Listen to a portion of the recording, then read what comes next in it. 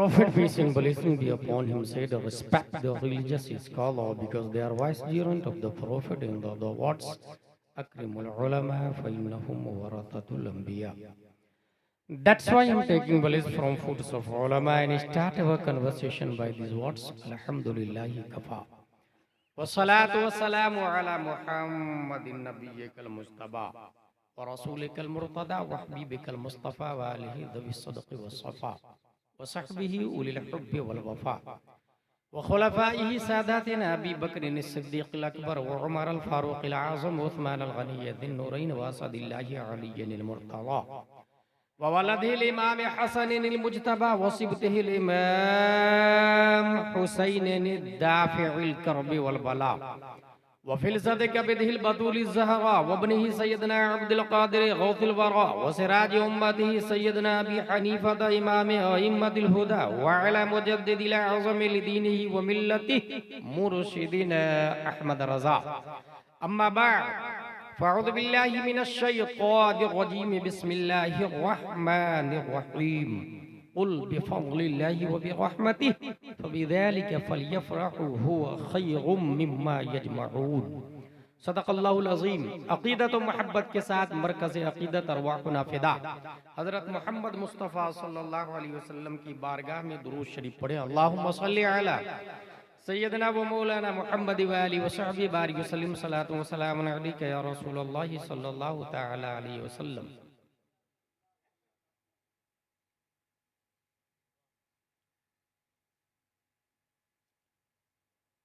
خلاق دو عالم نے قرآن مقدس میں ارشاد فرمایا قل قاف لام پیش، اے محبوب آپ فرما دیں۔ پروناؤن کی تین قسمیں، first I we, second you, third he them, انا نحن انت انتم انتم انت انتم انتن، ہوا ہوا ہما ہم ہی ہما ہن۔ قل آپ فرما دیں، انت آپ، یا رسول اللہ آپ فرما دیں۔ اور یہ انت سیکنڈ پروناؤن ہے جو حاضر کے لیے آتا ہے، اور قرآن قیامت تک ہے، اور قرآن بہار کے لیے بھی ہے، گجرات کے لیے بھی، عرب کے لیے بھی، عجم کے لیے بھی۔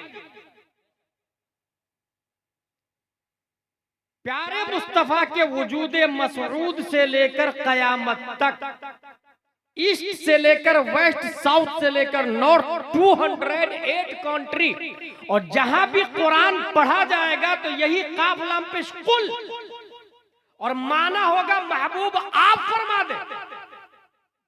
یہ اس بات کی دلیل ہے کہ پیارے مصطفیٰ صلی اللہ تعالی علیہ وسلم جیسے 1400 سال پہلے آپ تھے اور حاضر تھے، ایسے ہی آج بھی مصطفیٰ آپ ہیں اور حاضر ہیں، اور قیامت تک آپ رہیں گے اور حاضر رہیں گے۔ انت آپ فرما دیں، اور یہ انت کو باہر بھی نہیں نکال سکتے، اس کو عربی میں علماء کہتے ہیں وجوباً، یہ ضمیر پوشیدہ ہے، واجب ہے۔ اضرب کے اندر انت کی ضمیر، قل کے اندر انت کی ضمیر واجب ہے، اس کو نکالا نہیں جا سکتا، یعنی اس آپ کو نکالا باہر نہیں جا سکتا۔ وجہ یہ ہے کہ پیارے مصطفیٰ صلی اللہ علیہ وسلم وہ عظیم شخصیت ہے کہ اگر کوئی مصطفیٰ کی حقیقت جاننا چاہے تو بیوی عائشہ ہو حقیقت نہیں جان سکتی، دوست ابو بکر ہو حقیقت نہیں جان سکتے، کیونکہ مصطفیٰ کی حقیقت صرف رب قدیر جانتا ہے۔ انت وجوباً پوشیدہ ہے، اور وجوباً جو پوشیدہ ہو سوائے رب کے کوئی نہیں جانتا۔ قل آپ فرما دیں۔ یہ رد بھی ہو گیا ان لوگوں کا جو میلاد پر فتویٰ لگاتے ہیں۔ پورے ہندوستان اور بیرون ہند میں एक शायर जो अपने अशार के जरिए रद्दे वहाबिया, रद्दे तयाबना, रद्दे सुलह कुल्ली जब वाह वाह वाह, क्या बात है। की बुनियाद पर माबिल इम्तियाज है, दुनिया उसे असद इकबाल है बेशक। वाह वाह वाह।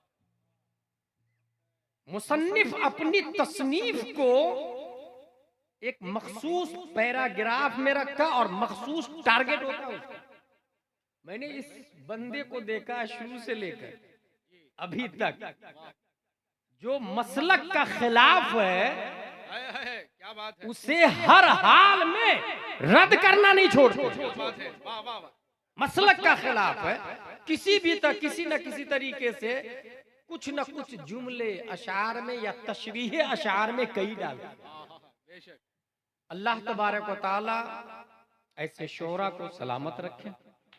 हमारा टारगेट ऑफ लाइफ ही है ईमान की हिफाजत, सुन्नियत की हिफाजत।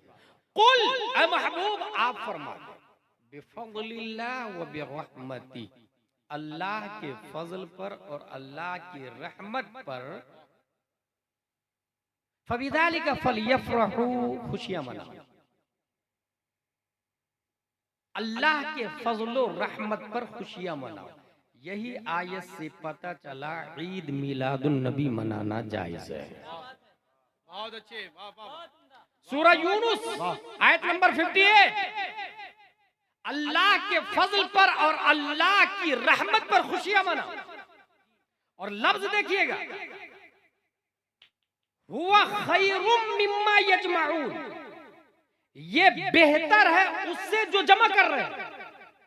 ये जमा कर रहे हैं का लफ्ज बता रहा है कि हमारा रब जानता है कुछ लोग एफडी करेंगे, कुछ लोग फिक्स डिपॉजिट करेंगे, कुछ लोग प्लॉटिंग करेंगे, कुछ लोग फ्लोटिंग करेंगे, कुछ लोग बैंकिंग करेंगे, कुछ लोग बेटे और परपोते के लिए बिल्डिंग अलग अलग शहर अलग अलग कंट्री में बनाकर रखेंगे। और कुछ ऐसे होंगे कि जब नबी का महीना आएगा तो झंडियां लगाएंगे, कुमकुमे लगाएंगे, मिलाद करवाएंगे, शिरनी बंटवाएंगे, तबर्रुकात बंटवाएंगे, कुरान खानी करवाएंगे, जलसे जुलूस करवाएंगे, कुछ ऐलान करेंगे और कुछ अपनी जेब में हाथ डाल के 1 रुपया देंगे। एक वो आदमी जो अपनी नस्ल के लिए 1 करोड़ की एफडी किया, दूसरा वो आदमी जो ईद मिलादुन नबी में 1 रुपया दिया। कुरान सूरह यूनुस आयत नंबर 58 बोलती है खैरुम मिम्मा यजमाऊन, नबी की मिलाद पर 1 रुपया खर्च करना 1 करोड़ की एफडी करने से बेहतर है। वाह वाह वाह वाह, जिंदाबाद जिंदाबाद। वाह वाह वाह। यजमाऊन कुरान शरीफ में आया। अब सवाल, अल्लाह के फजल पर खुशी मनाओ, अल्लाह की रहमत पर खुशी मनाओ, तो इससे कहां साबित हुआ कि नबी की पैदाइश पर खुशी मनाओ? लिसन लिसन लिसन, फजल का लफ्ज आया ना। अब हम ये देखेंगे कि फजल क्या है। If you try to count his favour upon us, you can't. Why? Because they are countless. इस वक्त पूरे हिंदुस्तान में सबसे बड़े आलिम दीन का नाम है हुजूर मुहद्दिस कबीर दामजिल्लहु अलैहि। वो फरमाते हैं कि ये जो हाथ दिख रहा है, ये उंगली दिख रही है, इसमें होल है, सुराख है, ये इसके अंदर भी सुराख है, पूरी बॉडी में। और हर सुराख इंसान की जिंदगी का ज़ामिन, हर सुराख। अगर आपको सुराख नहीं दिखता है तो इतना समझ लीजिएगा कि गर्मी कहां से लगती है, ठंडी कहां से लगती है, पसीने कहां से निकलते। सुराख है। बाल किधर से निकले होंगे? सुराख है। और हर सुराख अल्लाह का फजल है, हर सुराख अल्लाह की निअमत है। बीवी अल्लाह का फजल, बच्चे अल्लाह का फजल है, कुरान शरीफ अल्लाह का फजल है। जमीन, सूरज, नबातात, जमादात, अशजार, अबहार, अकमार, job, duty, walking, talking, minding, thinking, watching, catching, handing, hanging, ये सब अल्लाह का फजल है। लेकिन सवाल यह है कि यहां किस फजल की बात की गई है? यहाँ किस फजल की? तो कॉमन सेंस है कि अगर कोई जुमला बोला जाता है तो उसका माना जिसमें बदर जाए अतम हो वही मुराद लिया जाता है। बेशक, ये कॉमन सेंस क्या बात है, वाह। जो माना बोला जाए। जैसे इस गांव का क्या नाम है? बल्कि रसूलपुर। बल्कि रसूलपुर में सच्चे आदमी से मिल लेना। ये मुफ्ती साहब ने कहा जाओ बल्कि रसूलपुर में सच्चे आदमी से मिल लेना। तो आप किससे मिलेंगे? इस जुमले का इतलाक किस पर होगा? उस पर नहीं जो सच्चा, जो जिसका नाम सच्चा है, उस पर नहीं जिसका नाम सादिक है। ये इतलाक उस पर होगा जो सबसे ज्यादा सच बोलता है। पूरे रसूलपुर में जो सबसे ज्यादा सच बोलता है उस पर इतलाक होगा इस जुमले का। अल्लाह के फजल पर खुशियां मनाओ। और सबसे बड़ा फजल है क्या?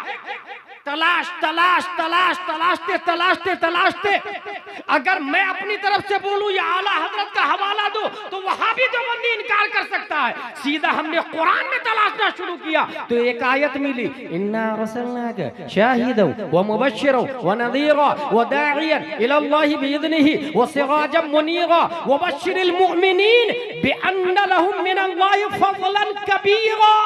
मोमिनों को बिशारत दे, ये अल्लाह का फजल है। और इससे पहले नबी को भेजना शाहिद और नाजिर बनाकर, हाजिर और नाजिर, दाई और सिराज और मुनीर बनाकर, ये इस बात की दलील है पूरी दुनिया अल्लाह की नेमत है, अल्लाह का फजल है। और कुरान ने जिसको फजल अकबर कहा वो मुस्तफा है। अब कुरान बोलता है जो फजल अकबर हो उसमें खुशियां मनाओ। पता ये चला कि रमजान पर खुशी मनाना ये तो साबित है, मगर रमजान भी मिला मुस्तफा के सदके में, कुरान मिला मुस्तफा के सदके में, तो मुस्तफा की विलादत पर खुशियां मनाना बदर दयातम साबित हो गए। वाह वाह वाह, जिंदाबाद जिंदाबाद। फजल कबीर क्या हुआ? सुभान अल्लाह, सुभान नबी का आना ये फजल कबीर हो गया। जो कुरान में आया वबश्शिरिल मुमिनीन बिअन्न लहुम मिनल्लाहि फज़लन कबीरा। फजल कबीर, अल्लाह के फजल पर खुशियां मनाए। और आगे देखें, अल्लाह की रहमत पर खुशियां मनाए। एवरीबॉडी नो वमा अरसलनाका इल्ला रहमतल लिल आलमीन। कौन नहीं जानता है कि कुरान में नबी को रहमतुल लिल आलमीन कहा है। और इस आयत में यह है कि अल्लाह की रहमत पर खुशियां मनाओ। पता ये चला ईद मिलादुन नबी मनाना ये कुरान शरीफ से साबित हो गया। मुफ्ती आजम हिंद के खलीफा गुजरे हैं, उनसे मैंने बड़ी अच्छी बात सुनी। उनका नाम है मुफ्ती मुजीब अशरफ अलैहि रहमा, नागपुर। वो कह रहे थे कि ये जो नीम की पत्तियां नहीं दिख रही, और उसमें नीम की पत्ती और केले के पत्ते में फर्क है। नीम की पत्तियों में किनारे से कटिंग की हुई होती है, इससे छोटी छोटी जंजिया इसमें देखे कटिंग की हुई है साइड से। झालर लगाते हैं पत्तियों में, कागज की जो पत्तियां बनाते हैं तो कटिंग करते हैं, वह है good looking, it is for good looking. नीम की पत्तियों में कटिंग है, आम के पत्ते में कटिंग नहीं, केले के पत्ते में कटिंग नहीं। अच्छा, केला का पत्ता इतना बड़ा है, नीम की पत्ती इतनी छोटी छोटी, वो भी कटिंग वाली। जानते हैं क्योंकि रब ने नबी की विलादत के सदक़े में झंडी लगाया नीम की पत्ती की शक्ल में, और झंडा लगाया केले के पत्ते की शक्ल में। ये मुफ्ती मुजीब अशरफ अली रहमान ने कहा। वाह वाह वाह। रब ने झंडियां भी लगाई और झंडे भी लगाए। झंडियां नीम की पत्ती की शक्ल में और झंडे केले के पत्ते की शक्ल। पूरी दुनिया पार्ट हिस्सा, पूरी दुनिया। जिस तरह रसूलपुर को आप देखें 1 किलोमीटर या 1.5 किलोमीटर में उसका एक सेंटर पॉइंट होगा। नबी मक्के में क्यों पैदा हुआ, इसकी लॉजिक बताने जा रहा हूं। वजह यह है कि पूरी दुनिया, जो लोग प्लेन पे चढ़ के देखते हैं, प्लेन पे ऊपर, और प्लेन से भी ऊपर शटल स्पेस में जाके देखे, तो पूरी दुनिया के बीच में काबा नजर आता है उसको। पूरी दुनिया के सेंटर में काबा नजर आता है। अल्लाह ने नबी को मक्के में इसलिए पैदा किया कि सिर्फ ये दुनिया के नहीं, पूरी कायनात के सेंटर है, सेंटर ऑफ द वर्ल्ड में, सेंटर ऑफ द यूनिवर्स को पैदा किया। वाह वाह वाह। दुनिया के बीच में, कायनात के बीच को पैदा किया। प्यारे मुस्तफा सल्लल्लाहु ताला अलैहि वसल्लम पूरी दुनिया के सेंटर है, इसलिए सेंटर जमीन पे पैदा किया। काबा शरीफ सेंटर है, काबा शरीफ सेंटर है पूरी दुनिया में। और नज़मी मियां ने एक किताब लिखी है, किताब का नाम है क्या आप जानते हैं? किताब का नाम क्या आप जानते हैं? ये किताब का नाम है। उसमें ये लिखा है कि पूरी दुनिया में वाटर वाटर वाटर वाटर, एक बुलबुला जमीन से उठता है, उस बुलबुले को सख्त कर दिया गया तो वही काबा बन गया। और काब कहते हैं उभरी हुई जगह को, क्योंकि बुलबुला सतहे आबे बहर से उभरा हुआ होता है। जैसे कुरान शरीफ में आया फगसिलू वुजूहकुम व अयदियकुम इलल मराफिक वमसहू बिरुऊसिकुम व अर्जुलकुम इलल काबैन। काबैन टखना को कहते हैं, ये जो टखना होता है ना घुटने नीचे तलवा के ऊपर, वो है काब, उभरा हुआ हिस्सा। काब उभरा हुआ, काबा जमीन से उभरा हुआ हिस्सा है। नतीजतन वो सेंटर बना और पूरी दुनिया का सेंटर काबा है। लेकिन उभरा हुआ क्यों है, ये मैंने गौर करना शुरू किया कि उभरा हुआ क्यों है। मेहनत और मशक्कत करते करते करते करते मुझे एक बात समझ में आई। कौन आ रहा है? आप हजरात इत्मीनान और सुकून के साथ तशरीफ़ रखें। आप हजरात के उधर देखने से जो है आपकी नज़रें हजरत को उठा कर वहाँ नहीं ला सकती। यहाँ पे आप हजरात इधर देखें, इसलिए कि उलमा का चेहरा देखना भी इबादत है। मोहब्बतों से हजरत की गुफ्तगू सुने, हजरत तशरीफ़ लाएंगे, यहीं लाएंगे इंशाअल्लाह तबारक ताला। आप हजरात हजरत की गुफ्तगू समाअत फरमाएं। उभरा हुआ हिस्सा, सतहे आबे बहर से बुलबुला उठा हुआ होता, उसको सख्त किया गया, काब बना। ये तो नज़्मी मियां ने लिखा, लेकिन ये उभरा क्यों, उठा क्यों, इस पे हमने गौर किया तो एक बात समझ में आई। 10 शव्वाल 1272 हिजरी 14 जून 1856 ईस्वी में नकी अली खां की पीठ से एक बच्चा तसर्रुफात की करवटें लेता हुआ बरेली की धरती पर जो पैदा हुआ, तो उन्होंने बताया वो उभरा हुआ हिस्सा उठा क्यों, सतह आबे बाहर से ऊपर क्यों गया, तो जवाब मिलेगा तजल्ली इलाही जाते मुस्तफा पे पड़ती है, तो उस जात का पानी के जिस हिस्से पे पड़ा, रब ने ताजीम के लिए उस हिस्से को उठा दिया ताकि पूरी दुनिया में वो हिस्सा मुमताज हो जाए। बरेली का इमाम कलम से कहता है, लिख काबा से अगर तुर्बते शाह फासिल है, जो बाएं तरफ उसके लिए मंजिल है। इस फिक्र में जो दिल की तरफ ध्यान गया, समझा कि वो दिल है, ये मरकदे दिल है, काबा भी है, उन्हीं की तजल्ली का एक जिल, रोशन उन्हीं के अक्स से पतली हजर की है। नारे तकबीर, नारे रिसालत, मसलके आला हजरत, मसलके आला हजरत, बरेलियों का मरकज, बरेली शरीफ जिंदाबाद जिंदाबाद। रात बहुत अच्छा जुमला, बहुत कामयाब जुमला। वाह वाह, जिंदाबाद। काबा भी है उन्हीं की तजल्ली का एक जिल, जिल कहते हैं साया को, रोशन उन्हीं के अक्स से पतली हजर की है। तजल्ली ये मौला जब जाते मुस्तफा पे पड़ती है, उसका अक्स जब सतहे आबे बहर पर आता है, रब ने उसको उठा दिया ताकि किसी का कदम नहीं पड़े। माँ बेहल इम्तियाज हो जा, दूसरों से मुमताज हो जा, बी अलर्ट। ये साये नूरे मुस्तफा, बी अलर्ट, लुक इट, ये बिगेस्ट है, सबसे माबेल इम्तियाज है। अब हुजूर सल्लल्लाहु ताला अलैहि वसल्लम मक्का शरीफ में क्यों पैदा हुए, ये बात समझ में आई। पूरी दुनिया का सेंटर काबा है और काबे का काबा प्यारे मुस्तफा सल्लल्लाहु ताला अलैहि वसल्लम, काबे का काबा प्यारे मुस्तफा। हुजूर सल्लल्लाहु ताला अलैहि वसल्लम पैदा हुए। आप लोगों को ये पता है कि हुजूर सल्लल्लाहु अलैहि वसल्लम का नाम मोहम्मद है और पैदाइश से पहले आपका नाम अहमद है। पैदाइश से पहले अरबी ग्रामर बोलता है हम्मदा युहम्मिदु तहमीदन फहुवा मुहम्मिद व हुम्मिदा युहम्मदु तहमीदन फहुवा मुहम्मद। बाबे तफईल का इसमें मफऊल जिसका माना है बार बार जिसकी तारीफ की जाए उसको मोहम्मद कहते हैं। और हमिदा यहमदु हम्दन फहुवा हामिद व हुमिदा युहमदु हम्दन फहुवा महमूद, जिसका माना है जिसकी तारीफ की जाए। महमूद अल्लाह का नाम है और मोहम्मद मुस्तफा का नाम है।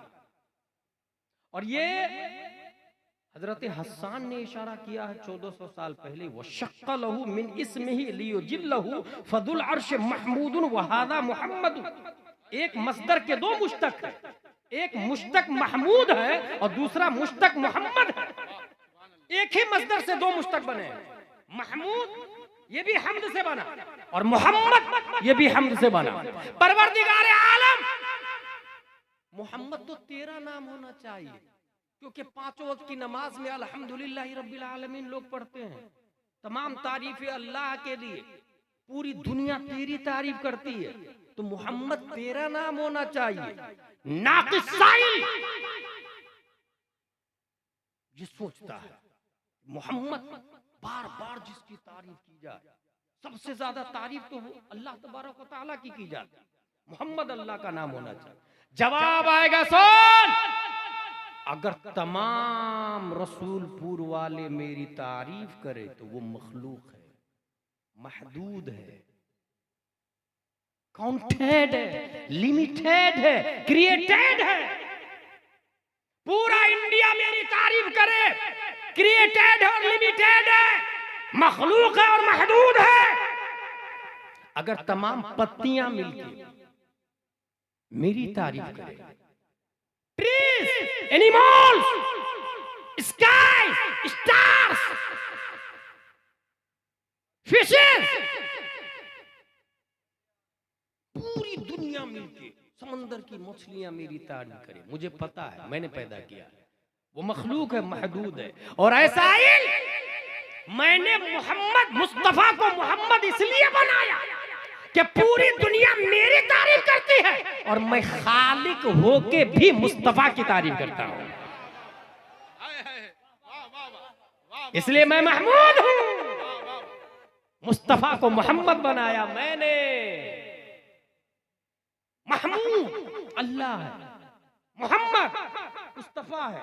और एक और बारीक बात नोट कर ले आप लोग, महमूद अल्लाह है, मोहम्मद मुस्तफा है, तो ये जो नाम अल्लाह है महमूद, कुरान की आयत बोलती है आसा यबअदका रब्बुका मकामम Mahmooda.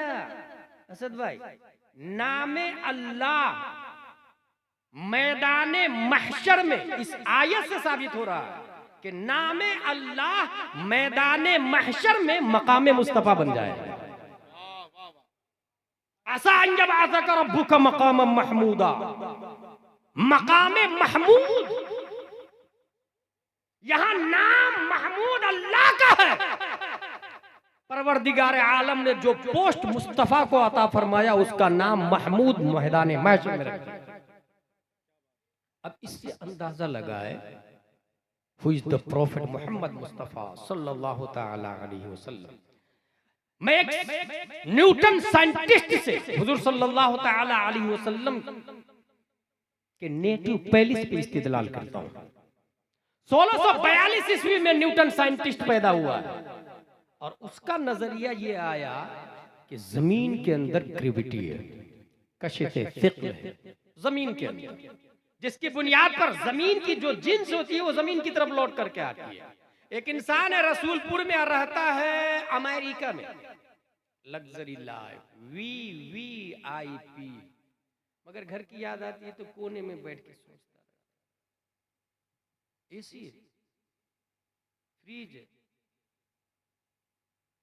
Useful thing for his life ये मौजूद है वहां पर, मगर पुजुमुर्दा है, कुमलाया हुआ, मुरझाया हुआ। क्यों? घर की याद आ गई।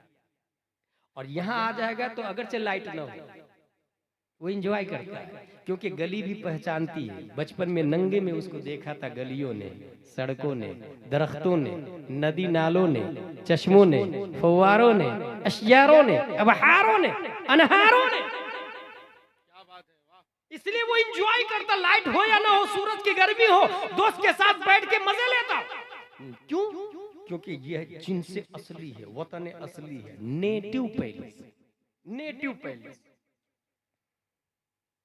एक जानवर रसूलपुर से छोड़े चराने के लिए खेत में भेज दे, उसे अगर नए खेत में ले जाना हो तो रास्ता बताना पड़ेगा, लेकिन वापस घर की तरफ छोड़ दे तो सीधा वो खूंटे पे आ जाता है, क्योंकि उसे रास्ता पता होता है। नेटिव पैलेस, अपनी असल की तरफ, कुल्लु शैइन यरजिउ इला असलिही, हर शय अपनी असल की तरफ पलटती है। इस ग्रामर के बाद अब मैं जो ज़ाब्ता देने जा रहा हूं वो ये कि प्यारे मुस्तफा का वतन असली क्या है, प्यारे मुस्तफा का नेटिव पैलेस क्या है, क्या प्यारे मुस्तफा का वतन असली मक्का है? मैं नहीं मानता, क्योंकि मक्का बाद में बना, नबी पहले हो चुके थे। क्या मैं प्यारे मुस्तफा का नेटिव पैलेस मदीना है? मैं नहीं मानता, क्योंकि मदीना बाद में पैदा हुआ, नबी पहले पैदा हो चुके थे।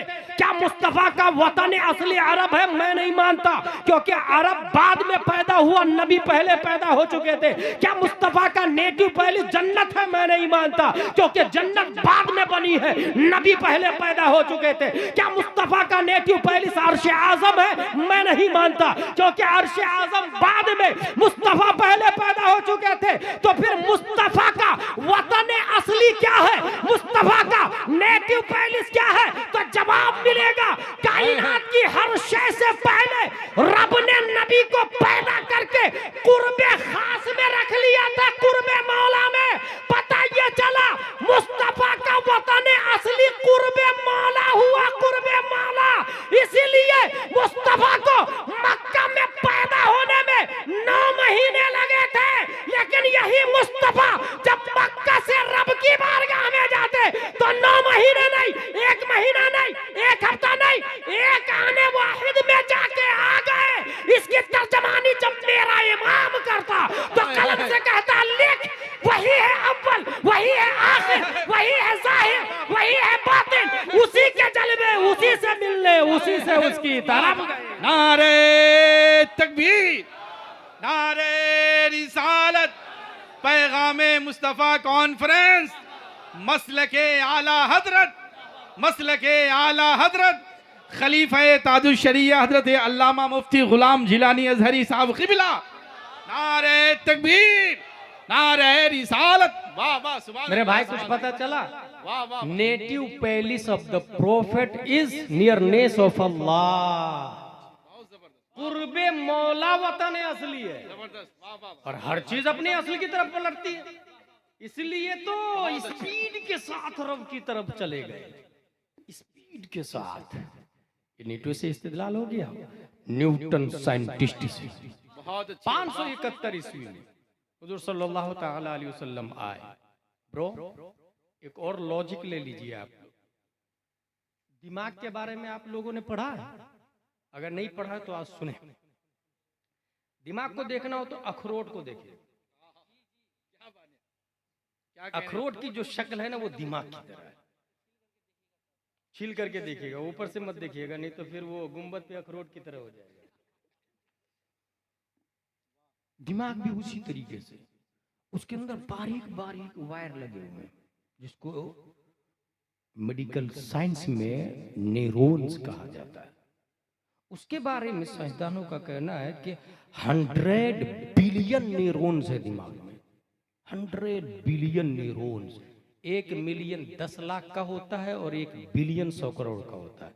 जनरल नॉलेज में नोट कर लीजिएगा इसको।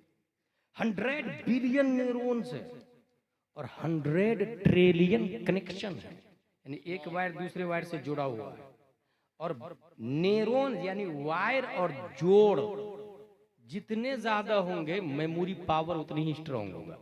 जिन लोगों ने बचपन में रेडियो देखा होगा खुला हुआ, तो उसमें बारीक बारीक वायर दिखती रहती है, न्यूरॉन दिखते रहते हैं। वो न्यूरॉन जितने ज्यादा होते हैं उतनी ज्यादा चैनल भी पकड़ता है, इतनी ज्यादा पावर भी होता है। 1 हॉर्स पावर की मोटर, उसमें वायर लगे हुए होते हैं। टेक्समो की मोटर खोल के आप देख ले, 2 हॉर्स पावर में ज्यादा वायर होते हैं, 3 हॉर्स पावर में उससे ज्यादा। पुनासा में डैम है, वहां पर इतनी बड़ी मोटर है, 500 हॉर्स पावर की मोटर, 500 हॉर्स पावर की मोटर, इतनी। न्यूरॉन जितने ज्यादा होंगे, दिमाग उतनी ज्यादा होगी। इसी दिमाग की बुनियाद पर अरब अजम का हाल ये था कि वो अपने माबूद को तलाश रहे थे। जमीन, काजू, किशमिश, पिस्ता, अखरोट तुझसे निकलते, यू आर अवर गॉड, तू हमारा खुदा है। और एक बहुत बड़ा मजहब वजूद में आया है जिसको जरतुश्त कहा जाता है। बाज़ाब्ता जमीन की पूजा करते। इमामी साहब मरने वालों को जमीन में दफन नहीं होने देते, बोले जमीन नापाक हो जाएगी तेरे से। उसको क्या करता है, उल्टा कुएं में लटका देते, चील कौवा खाने। अपाहिज आदमी को मार देते, कहते ये गुनाहों की सजा है, बीमारी गुनाहों की सजा है। बहुत बड़ा फिरका वजूद में है ज़रतुश्त। हुजूर सल्लल्लाहु तआला अलैहि वसल्लम के आने से कब्ल कुछ लोग दहरिया थे, कुछ साइबा थे, कुछ जनादिका थे, कुछ फरिश्तों के पुजारी थे, कुछ जिन्नात के पुजारी थे, कुछ आतिश परस्त थे, कुछ यहूदी, कुछ नसरानी थे। तकरीबन बुनियादी तौर से कई बड़े बड़े फिरके पाए जा रहे हैं, कई बड़े बड़े। उसमें दिमाग वालों का ये कहना था, दिमाग वालों का, कि जमीन सब कुछ दे रही, तो जमीन की पूजा करते हैं ना। लेकिन साइंसदानों ने आके इस पुजारियों के थ्योरी का जनाजा निकाला और कहा कि तुम जमीन के चक्कर में पड़े हो। जहां सूरज, जिस जमीन पे सूरज की रोशनी नहीं पड़ती वहां तो फसल ही नहीं निकलती। इसका मतलब सबसे बड़ा सूरज। और फिर बताया कि 3,33,000 गुना ज्यादा बड़ा है सूरज जमीन से। कितना? 3,33,000 गुना ज्यादा बड़ा है, वजनी है जमीन से सूरज। तकरीबन 13 लाख जमीन सूरज के अंदर समा सकती है। कितना बड़ा है सूरज के? 13 लाख जमीन सूरज के अंदर आ जाए। कहा तुम जमीन के चक्कर वक्कर में पड़े हो। साइंसदानों ने छोड़ दिया, साइंसदानों के कहने से लोगों ने जमीन की पूजा को छोड़ दी और सूरज, you are our god, we are praying for you. सूरज तू हमारा खुदा, हम तेरी इबादत करते, तेरी पूजा करते। ये दिमाग वाले लोगों की बात कर रहा हूं मैं, माइंडेड जीनियस लोगों, जीनियस लोगों। बल्कि माइंडेड लोगों में तारीख ये भी बताती कि एक आदमी आटा, गेहूं का आटा लेता और उसकी मूर्ति बनाता उज्जा, उसको लात बनाता, उसको मनात बनाता। ये माबूदों के नाम, जैसे दुर्गा, काली, यहाँ नहीं है। अरब में उज्जा, यगूस, यऊक, नस्र, मनात, ये सब नाम है। तो उज्जा मूर्ति बनाता, काहे की मूर्ति बनाता? आटा की। और रास्ते में लेके जाता, उसको जगह जगह रख के पूजा करता। अब भूख लगती तो उसी में पानी डाल के रोटी बना के खा जाता है। और ये किसी बेवकूफ आदमी की बात नहीं, उमर फारूक आजम जैसे लोगों का इस्लाम से पहले ये हाल था। उमर फारूक आजम रदियल्लाहु अन्हु, उनकी बात बता रहा हूं मैं। वो खुद कहते हैं इस्लाम लाने से पहले एक चीज पर हंसी भी आती है और एक चीज पर रोना भी आता है।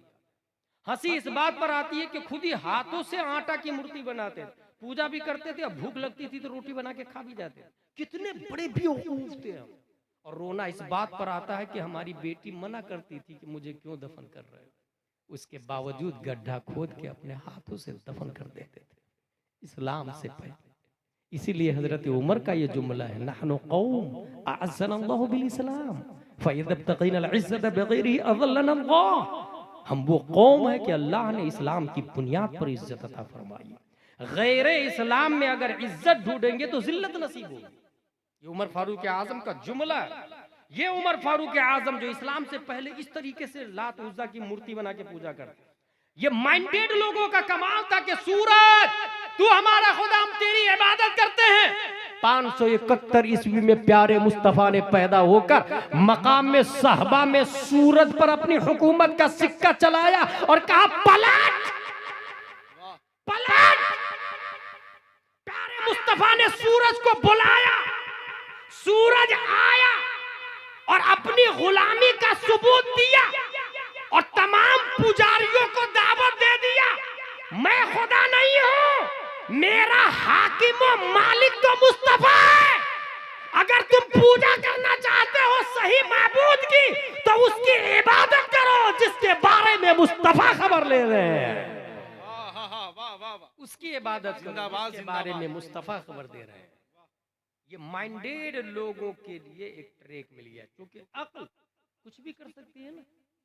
अक्ल की वजह से इस्लाम नहीं समझ में आता, इसलिए कुछ लोग इस गांव में माइंडेड है, जीनियस है, तो वो समझते हैं मैं मुफ्ती भी हूँ, मैं आलिम भी हूँ, मैं मसला भी बताऊंगा, मैं पढ़ा लिखा हूँ ना, मैंने ग्रेजुएट किया, मैं 12वीं पास हूँ, मैंने थीसिस की है। भाई तू थीसिस किया है, तामीर अदब नहीं पढ़ा है, तू अनवार शरीयत नहीं पढ़ा है, तू यस्सरनल कुरान नहीं पढ़ा है। बता काफ कहां से निकलता, बता दरमियान हल्क से क्या निकलता, बता जीम का मखरज क्या है।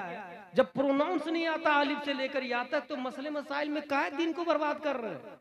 ये सिर्फ नबी के नाइब बताएंगे, वाह वाह, ये सिर्फ प्यारे मुस्तफा बताएंगे, क्या बात है, वाह, उनके नायबीन बताएंगे। कुरान और हदीस में जो लिखा हुआ है ये हमारे उलमा जानते हैं। प्यारे मुस्तफा सल्लल्लाहु तआला अलैहि वसल्लम तशरीफ लाए। अरब में गल्फ कंट्री में सिर्फ 17 लोगों को लिखना पढ़ना आता था, 17 लोग, only 17% can read and right. लेकिन हुजूर सल्लल्लाहु अलैहि वसल्लम ने तालीम पर इतनी तवज्जो दी कि जाने से पहले 1,25,000 लोगों को लिखना पढ़ना सिखा गए। समझ में आया? जाने से पहले 1,25,000 लोगों के हाथों में कलम देखेगा। क्या ये हकीकत नहीं है कि हम लोग परेशान, कुफार और मुशरिकीन आरएसएस बजरंग दल वाले तबाह बर्बाद कर रहे हैं? लेकिन हमने हदीस पढ़ा तो मुझे एक बात समझ में आई कि ये लोग खतरनाक थोड़ी। हुजूर सल्लल्लाहु अलैहि वसल्लम ने जंगे बद्र में जो काफिर गिरफ्तार हुए, नबी ने फरमाया कि सहाबा को पढ़ाओ, बदले में आजाद हो जाओ। गौर से, जो लोग जा चुके हैं इनकलाब वो नहीं लाएंगे, जो बैठे हुए हैं ये आपसे उम्मीद है, आप ही इनकलाब ला सकते हैं। जो जंगे बद्र में गिरफ्तार हो गए, नबी ने फरमाया सहाबा को पढ़ाओ, आजाद हो जाओ। किसको नबी ने आजाद किया, किसको छोड़ रहे हैं? कातिल को। और वो लोग छूटने के बाद क्या फिर दोबारा कत्ल करने नहीं आएंगे नबी को? आएंगे। लेकिन नबी ने अपने मर्डरर को, अपने किलर को, अपने कातिल को एजुकेशन के बदले में छोड़ा। नतीजा क्या निकला कि कातिल डेंजरस नहीं है, इलिटरेसी ऑफ मुस्लिम डेंजरस है। आरएसएस बजरंग दल मोदी योगी डेंजरस नहीं है, मुसलमानों की जिहालत उससे खतरनाक डेंजर है। हमारी जिहालत उससे खतरनाक है, उससे ज्यादा हानिकारक है। उलमाए किराम लिखते हैं कि एक जाहिल को रात की तारीकी में अकेला घर में बैठे हुए डरना चाहिए।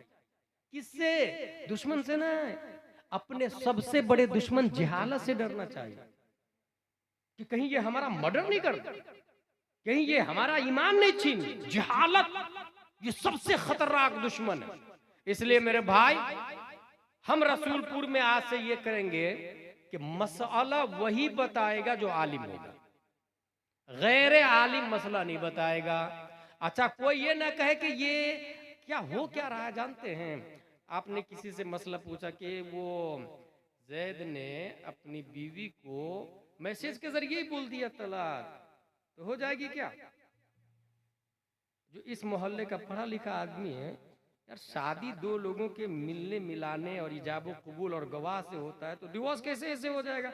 मेरी राय कहती है कि नहीं होगा। ये बोला ना, मेरी राय कहती है। वो समझता है कि मैंने बस राय दी है। भाई यही है जो कुरान को बदल रहा है, यही है जो हदीस को वो बोल रहा है ना राय। इस राय से इस्लाम तबाह बर्बाद हो रहा है, इस राय से मुसलमान तबाह बर्बाद हो रहा है। इस्लाम में राय का दखल नहीं है। जब ऐसा मामला है तो सीधे कह के उलमाए किराम से जाके पूछे। ये नाइबे नबी बताएंगे, ये उलमाए किराम बताएंगे। इसलिए पहला काम आलिम मसला बताएगा। आलिम लाएंगे कहां से? आपकी मस्जिद में है ना इमाम साहब, और अगर आलिम साहब नहीं है तो आलिम साहब लेकर के आए उस मस्जिद में, और अपने अपने बच्चों को भेजे वहां पढ़ने के लिए, बच्चियों को भी और बच्चों को भी। याद रखिएगा, बच्चियों को भी और बच्चों को भी पढ़ने के लिए भेजा है। आलिम साहब अगर एक से काम नहीं चल रहा तो 2 आलिम साहब रख ले, और 20,000 से काम नहीं चल रहा तो 40,000 तनख्वाह दे दे। और तनख्वाह कहाँ से लाएंगे? बहुत आसान है, 12 लोग खड़े हो जाए, जनवरी की तनख्वाह मैं दूंगा, फरवरी की आप, मार्च की आप, अप्रैल की आप, मई की आप, ये हो गए 12 महीने। और अगर ये नहीं समझ में आए तो उस इंसान को कहिएगा कि जिस वक्त मस्जिद का चंदा होता, कौन है जो मस्जिद का चंदा देगा? एक आदमी खड़ा होता है, हजरत हजरत हजरत मस्जिद की पूरी छत का सरिया मेरी तरफ से। आसानी से मस्जिद बन जाती है। और वहीं पर ये कहे कि कौन है जो जनवरी में इमाम साहब की पूरी तनख्वाह देगा? कोई नहीं हाथ उठाता। ये शैतानी चाल है, ये शैतानी चाल है। हाँ भाई, क्योंकि इनकलाब मस्जिद से नहीं आता, इनकलाब इमाम से आता। मस्जिद नहीं बोलती, इमाम बोलता है। अगर मस्जिद 3 अरब की हो और इमाम नाजरा खां है तो वो किसी को मसाला नहीं बताएगा, वो किसी को कुरान शरीफ की मीनिंग नहीं बताएगा। और अगर मस्जिद खजूर की छत की बनी हुई है और इमाम मुस्तफा है तो पढ़ने वाले अबू बकर सिद्दीक होते हैं, उमर फारूक होते हैं, तलहा जुबैर और हंज़ला होते हैं। क्या कहने? इसलिए मस्जिद की तामीर में पैसा कम लगा है। वाह वाह वाह। इल्म और दीन की तामीर में पैसा ज्यादा इन्वेस्ट करें, उलमा पर पैसा खर्चा करें ताकि दीन बाकी रहे, निजाम बाकी रहे, इस्लाम बाकी रहे। तौहीद और रिसालत के शहदाइयों, दरअसल मुझे दर्द है, इसलिए मैं आपको बुनियाद बता रहा हूं। जिस वक्त एक डॉक्टर BUMS, BEMS, MBBS, भाई साहब देखिए ना, मेरा बेटा 10 महीने से दुबला ही होता जा रहा, पतला ही होता जा रहा, सर दर्द करता रहता, लॉजिक नहीं समझ में आ रहा। BUMS नहीं मालूम, मुख्तलिफ ट्रीटमेंट डोज दिया, ठीक नहीं हुआ, डॉक्टर बदल दो। BEMS, MBBS, MD को भी पल्ले नहीं पड़ रहा। DM के दिमाग में रीजन समझ में आया कि इसको ठंडे से एलर्जी, उसने कहा ठंडे से बचो, खत्म हो गया। रीजन समझ में आना चाहिए। ये जो तबाही और बर्बादी है उसका वाहिद रीजन ये है कि अवाम उलमा से कट चुकी है। वाहिद रीजन ये है कि अवाम उलमा से कटी है। और एक आलिम है जो हर हाल में दीन की बका की खातिर तन मन धन कुर्बान करने को तैयार होता है, चाहे उसे जेल में डाल दे तो 28 महीने जेल में रहेगा, लेकिन वो मसला कुरान को मखलूक नहीं बताएगा। वो कहेगा कि ये अल्लाह की सिफत है। दुनिया उस मौलाना साहब को इमाम अहमद बिन हंबल कहती है। वो 12 साल जेल में रहेगा मगर दीनी काम करना छोड़ेगा नहीं। दुनिया उस मौलाना साहब को शमसुल अइम्मा सरखसी कहती है। वो 7 साल जेल में रहेगा मगर अकबर के बातिल दीन इलाही को नहीं मानेगा। दुनिया उस मौलाना साहब को मुजद्दिद अल्फसानी कहती है। जेल में डालो, मारो, गाली दो, कोड़े मारो, निजाम मुस्तफा की नश्र इशात मैं नहीं छोड़ूंगा। मेरे भाई, मैं एक आखिरी बात बता के वमा अलैना इल्लल बला करने जा रहा हूं मैं, और वो बात ये है 5 मार्च 1925 में एक बच्चा बलिया में पैदा होता है। 5 मार्च 1925 में एक बच्चा कहाँ पैदा होता? बलिया में पैदा होता। लंदन में वर्ल्ड इस्लामिक मिशन बनाता है, हालैंड में जामिया मदीनतुल इस्लाम बनाता है, अमेरिका में दारुल उलूम अलीनिया बनाता है, वही बच्चा टाटा में मदरसा फैजुल उलूम बनाता है, वही बच्चा पटना में इदारा शरीया बनाता है, वही बच्चा दिल्ली में जामिया हजरत निजामुद्दीन औलिया बनाता है, वही बच्चा बेंगलोर में जामिया हजरत बिलाल बनाता है, वही बच्चा टिकिया में दारुल उलूम, टिकिया हावड़ा कोलकाता में दारुल उलूम जियाउल इस्लाम बनाता है। दुनिया उस बच्चे को अल्लामा अरशदुल कादरी के नाम से याद करती है। अल्लामा अरशदुल, एक बच्चा है, इस्लामाबाद में दावत इस्लामी की बुनियाद भी रखता है, टर्म एंड कंडीशन के साथ में। मेरे भाई, कुछ समझा आपने? और घर का हाल ये है कि बाजी घर में किसी चीज की जरूरत तो नहीं है, अंदर से आवाज आती थी चावल भेजवा दीजिए, चावल खत्म होने वाला है। तो मोहब्बत करने वाले लोग अल्लामा अरशद के घर में चावल पहुंचाते, दाल पहुंचाते। वो लंदन में मदरसा बना रहे हैं मगर घर का क्या हाल है उसे फिक्र नहीं, क्योंकि उन्हें यकीन है कि अबू बकर ने सब कुछ नबी को दे दिया, तो घर के लिए नबी और अल्लाह है। एक आलिम को दर्द होता है तो गाली सुन के, एक दिन ट्रेन के टॉयलेट के पास में बैठ के इमामी साहब अल्लामा अरशद कादरी टॉयलेट के पास बैठ के ट्रेन में जा रहे हैं, किसी ने कहा हुजूर आप, तो बोले क्या करूं, कौम की जरूरत, हम एसी से नहीं के बगैर नहीं चलते, हम फ्लाइट के बगैर नहीं चलते, मगर वो अल्लामा अरशद, इसलिए पहचाने अपने आप को, एक आलिम दीन से जुड़े रहे। माजी करीब में शेख महमूद आफंदी टर्की में इस्लाम बचाने वाला, और हिंदुस्तान में आला हजरत ने लिखा है किताब, मदरसा नहीं खोला है, आला हजरत ने रूल से लिखा है, इस्लाम को उर्दू में कन्वर्ट किया, बेहतरीन प्यूरिफाई किया, इस्लाम को खालिस किया है फतावा रज़विया की शक्ल में। और फतावा रज़विया को पढ़ाने के लिए उलमा पैदा किया है हाफिज मिल्लत ने, और अशरफिया में उलमा पढ़ने के लिए जाए, जगह जगह ब्रांच कायम किया है अल्लामा अरशद कादरी ने। क्या बात है, वाह वाह। क्यों? ताकि हम लोग ओरिजिनल सुन्नी बन के रहे, ओरिजिनल सुन्नी बन के रहे। हुजूर सल्लल्लाहु ताला अलैहि वसल्लम बेहतरीन आइडियल और एग्जाम्पल है, नबी से बेहतर हमारे लिए कोई रोल मॉडल नहीं है, और नबी ने सबसे ज्यादा तवज्जो तालीम पर दी है। इसलिए आप लोग तालीम पर ध्यान दें, अरबी पढ़ाएं, उर्दू पढ़ाएं, अगर चाहे आपका बेटा डॉक्टर बन रहा है, इंजीनियर बन रहा है, ठीक है ना, लेकिन साथ में अरबी उर्दू जरूर पढ़ाएं उसको। और याद रखिएगा, मैं बड़ी जिम्मेदारी के साथ ये बात कहता हूं कि अगर खवातीन में तालीम आ जाए तो उसकी शुरुआत कहाँ से करेंगे? तालीम की शुरुआत खवातीन में तो बहुत आसान है।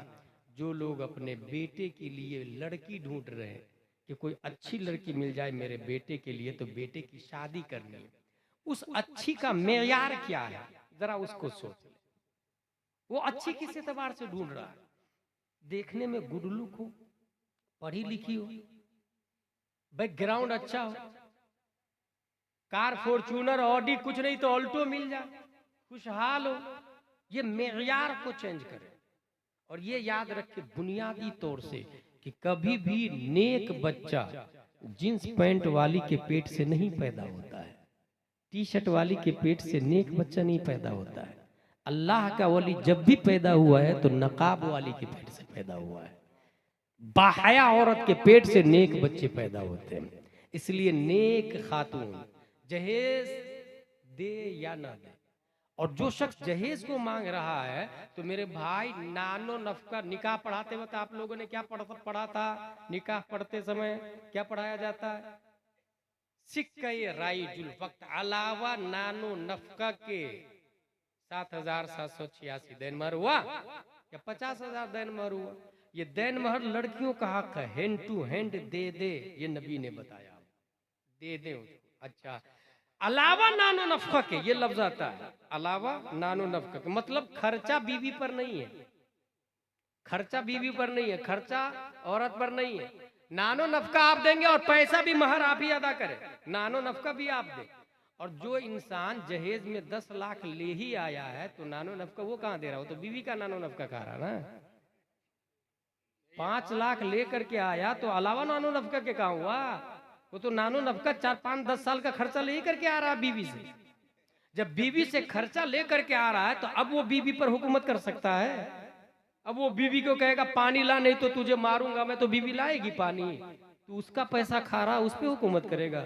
जिसका खाता है उसका गुलाम होता आदमी। भाई साहब, निजाम इस तरह दरहम बरहम हुआ है, निजाम इस तरह बिगड़ा है। इसलिए अपनी नीयत अभी दुरुस्त कर ले कि मैं अपने बेटे की शादी में 1 रुपया भी नहीं लूंगा। अब भी के अब भी नीयत चेंज कर ले।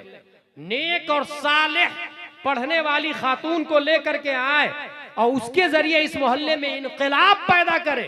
चंद सालों के बाद इंशाअल्लाह अज़ीम हर गली, हर कूचे, हर चप्पे में आशिक मुस्तफ़ा नजर आएंगे आपको, पढ़ने पढ़ाने वाले नजर आएंगे आपको।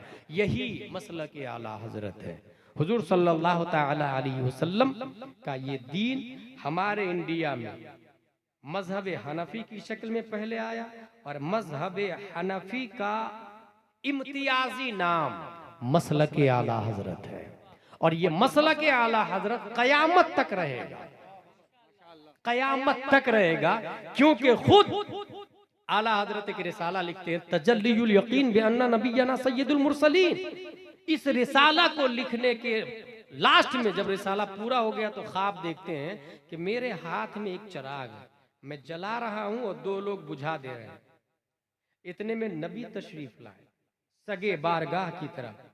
नबी को देखते ही वो दोनों बुझाने वाले ऐसे गायब हो गए कि न जाने जमीन खा गई या आसमान खा गया।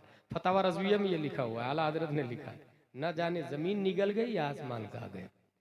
फिर नबी करीब आके फरमाते हैं फूक मार, अल्लाह रोशन करेगा। जुमला देखिएगा, फूक मार अल्लाह रोशन करेगा। अब इस ख्वाब की ताबीर क्या है? अगर कोई गुलाम जिलानी अजहरी से पूछे तो ये समझ में आता है कि वो जो चिराग था ना, चिराग वो मसलके आला हजरत का चिराग था। और जो दो लोग बुझा रहे थे ना, एक वहाबियों का लीडर था, दूसरा देवबंदियों का लीडर था।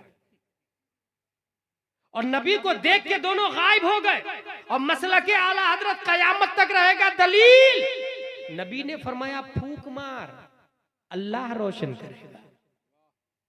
चिराग फूक से बुझाया जाता है या जलाया जाता है?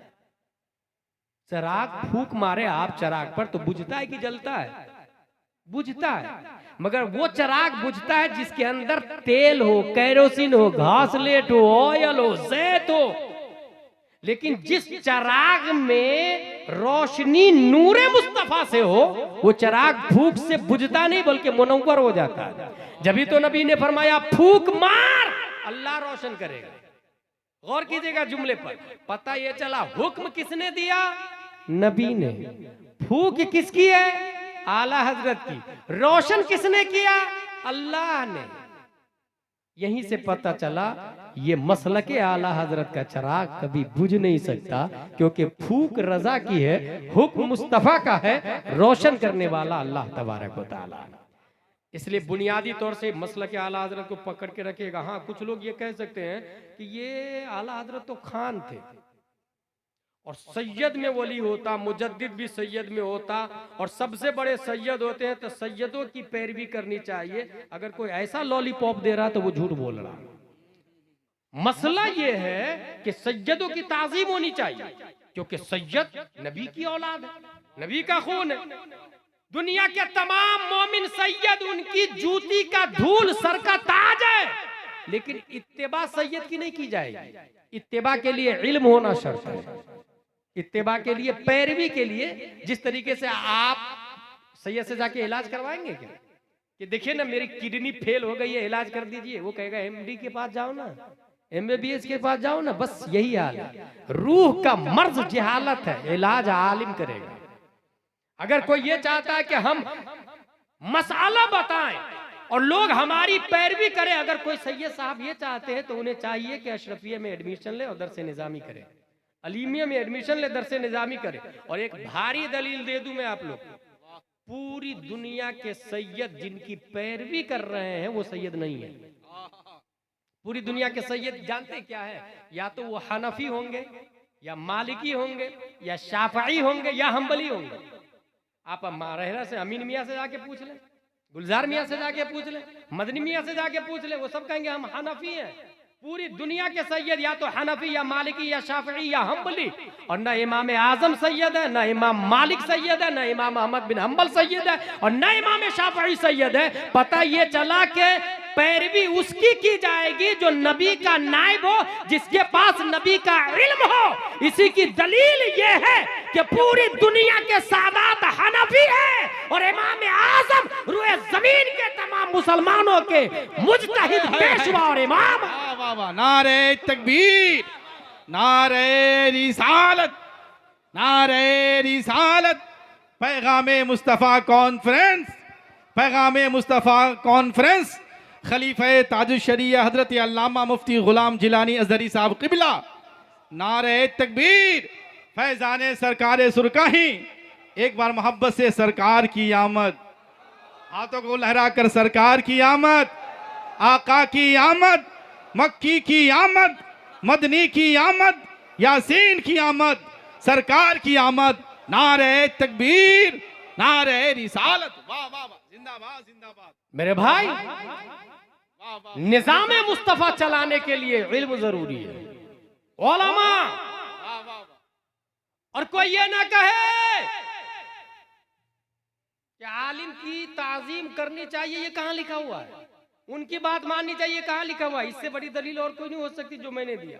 रहा कुरान शरीफ, तो सबसे बड़ी दलील उसमें आया है, फसअलू अहल ज़िक्र इन कुंतुम ला तअलमून। जो नहीं जानते हो जानने वालों से पूछो, जो नहीं जानते हो जानने वालों से पूछो। ये क्यों आया जानने वालों से पूछो? और अल उलमा वरसतुल अंबिया का लफ्ज आया, वरसतुल अंबिया, नबी सिंगुलर, अंबिया प्लूरल।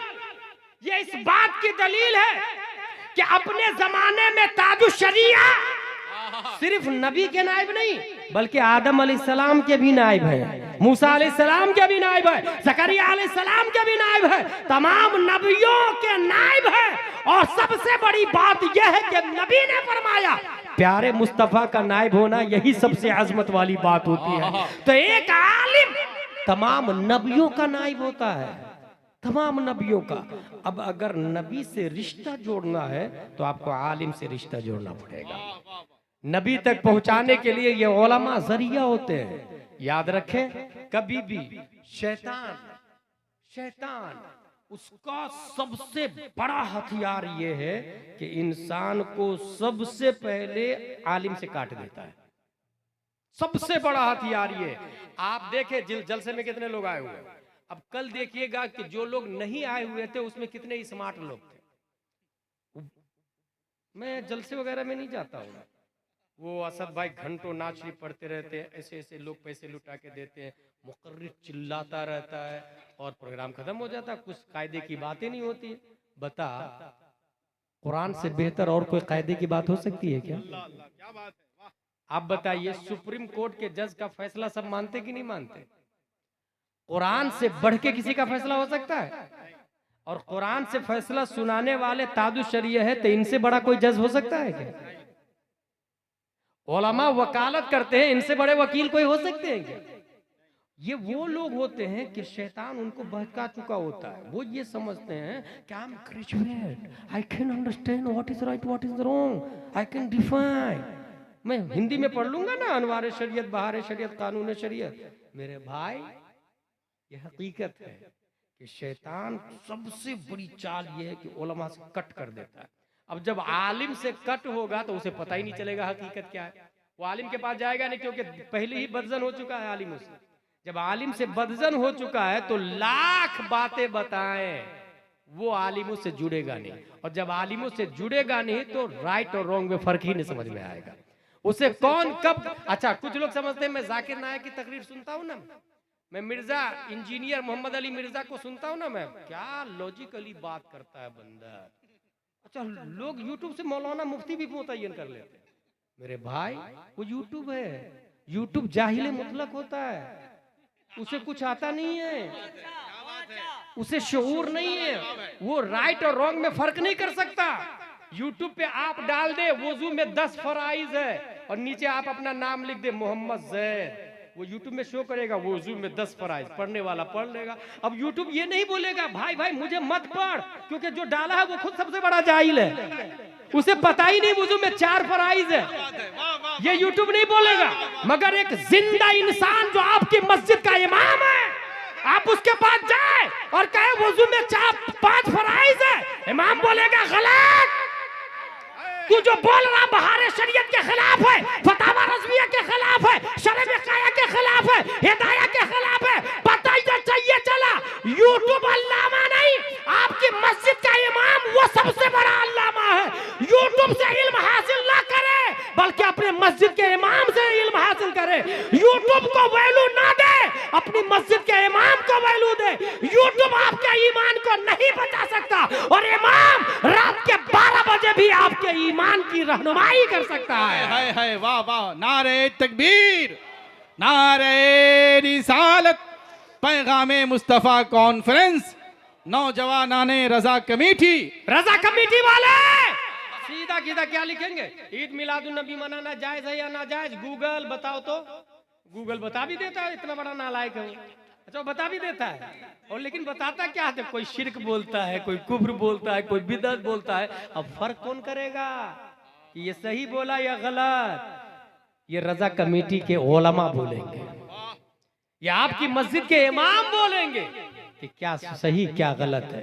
जब आपके पास यूट्यूब से ऐसी बातें आ जाए कि ईद मिलादुन नबी मनाना शिर्क है, इमाम से पूछे तो इमाम बोलेगा दुश्मन अहमद पे शिद्दत कीजिए, मुल्हिदों की क्या मुरब्बत कीजिए, गैस में जल जाए बेदीनों के दिल, या रसूल अल्लाह की कसरत कीजिए। मेरे भाई फेसबुक आहा क्या मैसेज आया, बहुत अच्छा लगा मुझे मैसेज, बहुत प्यारा मैसेज था। 10-15 लोगों को धड़ाधड़ शेयर भी कर देता है। अच्छा हदीस शरीफ में आया कफा बिल मरई कदिब अन युहद्दिस बिकुल्लि मा समिअ, इंसान के झूठा होने के लिए इतना काफी है कि हर सुनी हुई बात को फॉरवर्ड कर देता है। क्या बात है, बहुत बड़ी बात। फेसबुक आज आया और 1400 साल पहले मुस्तफा ने निजामे फेसबुक बताया, निजामे गूगल बताया। गूगल को सुन्नी बनाने का तरीका मुस्तफा दे के गए, यूट्यूब को सुन्नी बनाने का तरीका मुस्तफा दे के गए, फेसबुक से इल्म कैसे हासिल करें ये ज़ाब्ता दे के मुस्तफा गए। कफा बिल मरई कदिबा अन युहद्दिस बिकुल्लि मा समिअ इज़ा जाअकुम फासिकुम बिनबइन फतबय्यनु। एक इंसान है जो अक्ल रखता है, यूट्यूब अक्ल नहीं रखता, याद रखिएगा। गूगल फेसबुक अक्ल नहीं है उसके पास में, उसमें तो जो आप डाले वही बोलता है ना। लेकिन एक इंसान है अक्ल रखता है लेकिन नमाज नहीं पढ़ता, लेकिन झूठ बोलता है। कुरान बोलता है अगर वो कोई बात बोल रहा है तो मत मानो, फतबय्यनु, इंक्वायरी करो। इज़ा जाअकुम फासिकुम बिनबइन फतबय्यनु, तहकीक करो। क्योंकि वो नमाज नहीं पढ़ रहा ना तो झूठ बोल सकता है, वो अल्लाह का हक नहीं अदा कर रहा तो बंदे का हक भी नहीं अदा कर सकता वो। इसलिए अगर कोई बेनमाजी और झूठा आदमी कोई खबर लाता है तो नहीं मानी जाती। बोला मैंने चांद देखा, और जाके शेरे बिहार के पास, हजरत मैंने चांद देखा, तेरी दाढ़ी नहीं तो क्या हुआ हजरत, मैंने सच्ची में देखा, मैंने छत पे था मैं, और मेरी बीवी भी थी। मेरे अबे तेरी 10 बीवी 15 बीवी क्यों ना हो, कितनी बार भी देख ले, दाढ़ी नहीं रखता नहीं चलेगा, क्योंकि अल्लाह का कानून नहीं मानता तू, तो तू झूठ बोल सकता ना भाई। शेरे बिहार ये कह के भगा देंगे, सरकारें सुरकाही ये कह के आपकी गवाही नहीं लेंगे। जब इंसान नमाज नहीं पढ़ता उसकी बात मोतबर नहीं है तो यूट्यूब तरह से इंसान ही नहीं है, अक्ल ही नहीं है उसके पास, उसकी बात कब से मोतबर हो गई। इसलिए जो लोग यूट्यूब को अल्लामा समझते हैं, यूट्यूब से मुफ्ती हासिल किए हैं, यूट्यूब से उलमा के मेयार का पता लगाते हैं, वो लोग इबरत हासिल करें और हकीकत को जाने। यूट्यूब जो बोलेगा आप उसको मान लेंगे, इसलिए यूट्यूब से इल्म हासिल ना करें। हादल इल्म, इमाम मालिक का जुमला है, हादल इल्म अद्दीन उनजुरू अम्मन ताखुदून दीनकुम। ये इल्म दीन है, जिससे दीन सीखते हैं उसे देखें। ये वही यूट्यूब है जो गंदी बातें भी बताता है, उसकी बातें सही कब से मोतबर होने लगी। इसलिए अल्हम्दुलिल्लाह हम लोग चैनल के मुजद्दिद ताहिरुल कादरी को नहीं मानते, इस्लाम के मुजद्दिद अहमद रजा खान को मानते हैं। जिंदाबाद जिंदाबाद, वाह वाह वाह। हमारा इस्लाम मीडिया, ट्विटर, गूगल, फेसबुक से नहीं चलता, हमारा इस्लाम फतावा रज़विया से चलता है, हमारा इस्लाम फतावा फैजुर रसूल से चलता है, हमारा इस्लाम बहार शरीयत से चलता है, हमारा इस्लाम अस्सहीहुल बिहारी से चलता है। सुभान अल्लाह, सुभान अल्लाह। हमारा इस्लाम किताबों से चलता है मेरे भाई, और मस्जिद के इमामों से। इसलिए मैं लगे हाथ ये भी बता दूं, एक रात का 30,000 40,000 मुझे भी देते, असद भाई को भी देते, अपने मस्जिद के इमाम को भी दे। 20,000 तनख्वाह उनकी कर दे, आज से 30,000 कर दे। और अगर आपको लगे कि नहीं 20,000 काफी है तो अपने घर का दूध का बिल देख लीजिएगा कितने का आता है, स्कूल की फीस देख लीजिएगा कितने की आ रही है फीस। इसलिए मेरे भाई इमाम, मैं डंके की चोट पर एक बात कहता हूँ कि एसपी कलेक्टर ये ईमान का जामिन नहीं है, ये मस्जिद का इमाम ये ईमान का जामिन है। एसपी कलेक्टर की तनख्वाह से ज्यादा हमारे इमाम साहब की तनख्वाह होनी चाहिए, हालांकि पैसा उसकी तनख्वाह भी हमारी जेब से जाती है, एसपी कलेक्टर भी हमारी जेब से पैसा लेता है, तनख्वाह हमारी ही है। फर्क ये है कि कनपट्टी पे बंदूक रख के लेता है और ये कहता है भाई साहब दे दीजिए ना तनख्वाह, 1 तारीख आ गई है। फर्क इतना ही है। और ये हंसने नहीं रोने वाली बात है भाई। कनपट्टी पे बंदूक रख के आप देने के लिए तैयार हैं, मगर वो एक नाइबे मुस्तफा मस्जिद से बोलता है कि 1 तारीख हो गई, तनख्वाह नहीं आई, तब भी हमारे सर में जूं भी नहीं रेंगती। तौहीद और रिसालत के शहदाइयों, तबाही के ये असबाब है। क्या हजरत उमर फारूक का ये जुमला काफी नहीं है कि इस्लाम की बुनियाद पर इज्जत है, गैर इस्लाम झूठ बोलना है, उससे इज्जत नहीं मिलेगी। गैर इस्लाम पैसे के पीछे भागना है, उससे इज्जत नहीं मिलेगी। गैर इस्लाम दुनियादार लड़की से शादी करना है, उससे इज्जत नहीं मिलेगी। गैर इस्लाम इल्म दीन ना हासिल करना है, उससे इज्जत नहीं मिलेगी। गैर इस्लाम की हजारों मिसालें मैं दे सकता हूँ, हजारों मिसालें। इसलिए तौहीद और रिसालत के शहदाइयों, इज्जत इस्लाम की में है, इस्लाम से इज्जत है। हमारा भाई अपने भाई से लड़ता है। एक बेटा मैंने ऐसा भी देखा जो बाप को घर से भगा दिया। अल्लाहु अकबर। हुजूर सल्लल्लाहु अलैहि वसल्लम इसी चीज को खत्म करने के लिए तो आए। अमेरिका ABCDEFGHIJKLMNOPQRSTUVWXYZ वाला, कॉन्वेंट सेंट पायस सेंट जोसेफ वाला, कैम्ब्रिज ऑक्सफोर्ड वाला ने ओल्ड होम बनाया है। और जानते हैं उसमें क्या होता है? बूढ़े लोगों को रख दिया जाता भाई, बेटा खुद रखने जाता अपनी माँ को, बोले इसी रूम में तुम रहना, बाप को रख देता। इंडिया में भी बन गया, उसको बुद्धा आश्रम कहते हैं। बूढ़े लोगों को रख दिया जाता उसके अंदर। और ऐसे माहौल में नबी फरमाते हैं कि जो शख्स माँ बाप की खिदमत बुढ़ापे में किया, रब्बे कदीर जन्नत अता फरमाता है उसको। कहां कॉन्वेंट के पीछे जा रहे हैं भाई? आपका बेटा बड़ा होके उसी कॉन्वेंट में ये पढ़ाया जाता है कि बाप को ओल्ड होम में डाल दो। आपका बेटा, गोया आप खुद ही अपने बेटे को इस काबिल बना रहे हैं कि जब मैं बूढ़ा हो जाऊं तो मुझे बुद्धा आश्रम में डाल देना, ओल्ड होम में डाल देना। और आप खुश है कि मेरा बेटा MBBS कर रहा, BD कर रहा, BC कर रहा, MTech कर रहा। भाई तफाखुर इस पर करे कि मेरा बेटा अनवार शरीयत पढ़ लिया है, अम्मा पारा खत्म कर लिया है, मेरा बेटा बहार शरीयत पढ़ लिया है। क्या आपकी गाड़ी खराब होती है तो आप मैकेनिक के पास नहीं जाते, बल्कि हर शख्स अपना अपना फैमिली मैकेनिक रखे हुआ है। क्या आपकी तबीयत खराब होती तो डॉक्टर के पास नहीं जाते? कौन से डॉक्टर के पास जाते? दुनिया में जितने पैसे वाले लोग हैं, इलाज का तरीका उतना ही स्टैंडर्ड है। कुछ ऐसे भी लोग हैं कि हॉस्पिटल में एक रूम फिक्स है उसके लिए, उसमें कोई मरीज जाता ही नहीं, जब वो बीमार पड़ता तब वो रूम खुलता है। हाँ भाई, ऐसे भी बड़े लोग हैं इंडिया के अंदर। फैमिली डॉक्टर भी है, फैमिली हॉस्पिटल भी है। फिर फैमिली आलिम क्यों नहीं होता? फैमिली मुफ्ती क्यों नहीं होता? कभी इस पे तवज्जो दी? जिस्म के इलाज के लिए फैमिली डॉक्टर है, रूह के इलाज के लिए कोई फैमिली मुफ्ती नहीं, कोई फैमिली आलिम नहीं।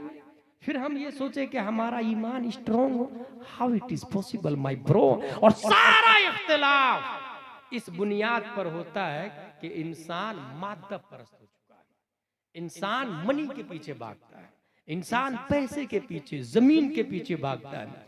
दो भाई के दरमियान दीवार उठ जाती है, आंगन में दीवार उठ जाती है दो भाई के दरमियान। उधर से तू आएगा, इधर से मैं आऊंगा। उसी आंगन में बचपन में जब छोटा भाई 2 साल का था, बड़ा भाई 4 साल का था, तो आजू बाजू में सो रहा था उसी आंगन में, और आज दीवार उठ गई।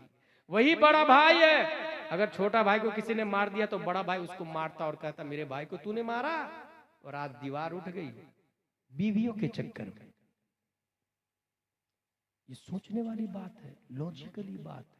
कभी इस पे ध्यान दे कि ये जो झगड़ा हुआ मनी की वजह से, जमीन की वजह से, पैसे की वजह से, तो पैसा अफजल हुआ या आप अफजल हुआ? गौर कीजिएगा, झगड़ा किसकी वजह से हुआ? जमीन की वजह से। तो आप अफजल हुए या जमीन अफजल हुई? जमीन तो अपनी जगह कायम बाकी है, मगर आप अलग अलग हो गए ना, आप मर गए ना, आप जेल चले गए ना, तो जमीन अफजल हुई ना। यही तो इंसानियत के खिलाफ है। पूरी दुनिया इंसान के फायदे के लिए है, मगर इंसान जमीन के लिए लड़ रहा है, तो जमीन के फायदे के लिए इंसान हो गए। इंसान के फायदे के लिए जमीन नहीं हुई, जमीन के फायदे के लिए इंसान हो गए। इसलिए मेरे भाई, एक आखिरी बात बता दूं, हमारे पास एक ऐसा भी आदमी है जो 5 वक्त की नमाज पढ़ता, जुम्मा भी पढ़ता, तहज्जुद भी पढ़ता, झूठ भी नहीं बोलता, मगर कपड़े सिर्फ 2 ही हैं उसके पास में, एक ही टोपी है उसके पास में, एक ही लुंगी है, पुरानी लुंगी है, वही फटी पुरानी है, फट गई है तो पेवंद भी लगा लिया है। और एक इंसान है कि अपाची है, ऑडी है, बंगले है, एक यहाँ भी, एक बम्बई में भी है, लग्जरी लाइफ जी रहा है। आपके सामने दोनों को रख दो, आप किसको नंबर देंगे, किसका साथ देंगे, किसको बेटर कहेंगे, किसको बिगेस्ट कहेंगे? एक इंसान है जिसके पास 100 रुपया और एक इंसान है जिसके पास 1 करोड़ रुपया है, किसको आप अफजल कहेंगे? 1 करोड़ वाले को अफजल कहेंगे या 100 रुपया जिसके पास है उसको अफजल कहेंगे? अगर ये समझ में नहीं आए तो सुने, एक कबूतर है जिसकी चोंच में 1 गेहूं का दाना और दूसरा कबूतर जिसके गले में 1 किलो गेहूं, दोनों में से कौन घोंसले में जाएगा? एक दाना वाला ना घोंसले में जाएगा ना। बीवी से कौन मिलेगा? एक दाना वाला। बच्चों से कौन मिलेगा?